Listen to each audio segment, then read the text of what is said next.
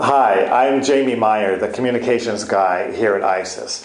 And for the past few months, I've been making video podcasts trying to describe the technology behind ZIMS and how we're developing it and what ZIMS will do for you once it's out in the world. But you know, I thought maybe the best way to really understand what ZIMS will do is to carry my camera into a room with some of our really smart ISIS people who really understand ZIMS and what it will do and understand what the zoo world's needs are and the aquarium world's needs are, and just let them talk. So that's what this podcast does. And it's not really fancy. There's no fancy graphics or editing, but I think it tells a pretty clear story about what ZIMS is going to do for you. So take a look.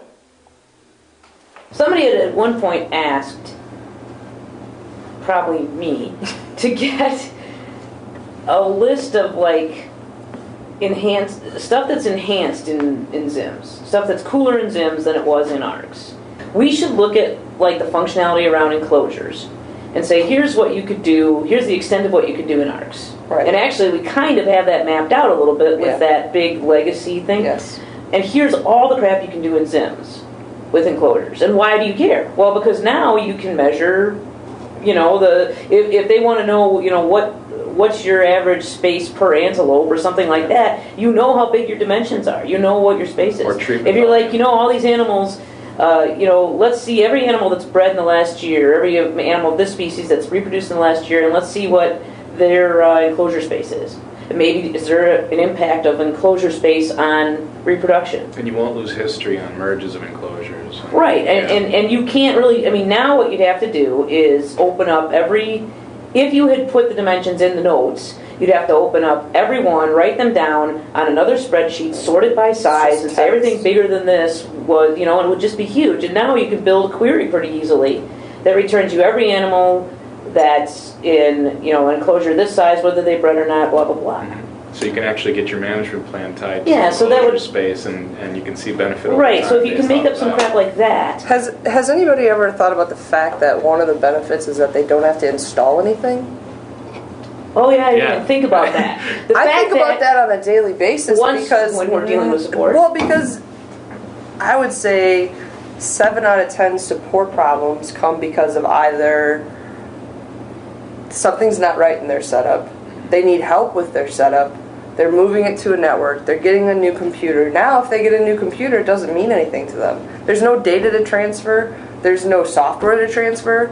As long as they have a web browser, their computer is loaded with ZIMS. Yeah, you can have remote access. You can access it from anywhere. You don't have to be sitting at the one. Yeah, so if you're at Audubon and a hurricane blows you away, right, you can still you can access your records and do all that crap from the hotel in another state where your staff is. All you need is a computer with a web browser. It could be the hotel's computer. It doesn't matter. Yeah, right now some of our members have there was a thing posted on the bulletin board out there where we give permission to blah blah blah zoo to have all our data if such and such a thing happens. You don't have to worry. You don't need for that. As long as we don't have a hurricane, we'll be fine. And if we do, and we'll have, we've got all the preparedness for that. Yeah. So the two biggest things I think are, one, you don't have to install anything, and two, ZIMS is going to be more query friendly than ARKS is.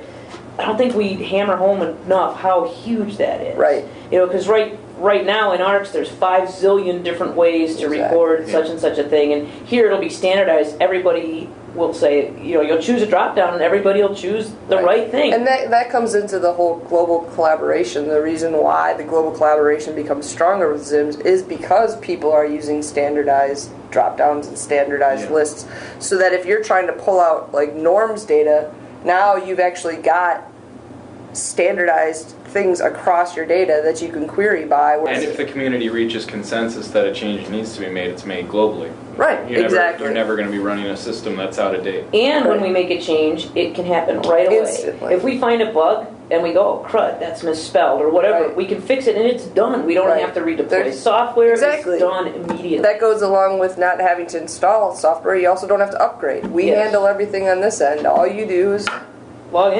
in.